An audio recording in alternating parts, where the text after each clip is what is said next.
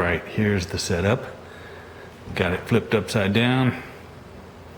Working on the broke off fitting. It's right down in there. So that's a threaded hole, and the remains of the connector is in that hole. And that's the connector that connects to this right here, the overflow pipe. And I'm not going to be able to show you a picture of it, but right inside where the connector goes, the radiator pipe extends about 4 to 5 inches up into the radiator, so it won't drain all the water out.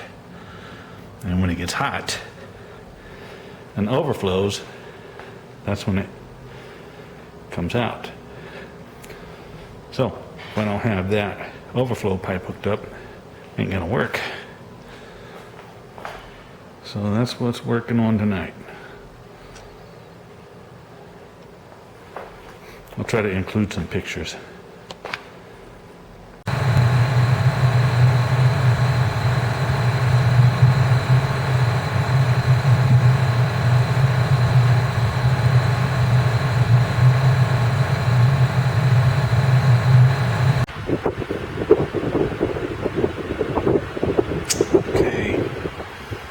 Let's see if I can capture it well.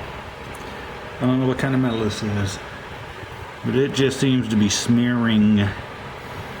I'll throw up a picture to show that this is the metal, and you can barely see the threads that this metal is threading into. But it's not easy. This stuff is just smearing. It's probably been in there since 1947 or 1951. But it's been in there a long time.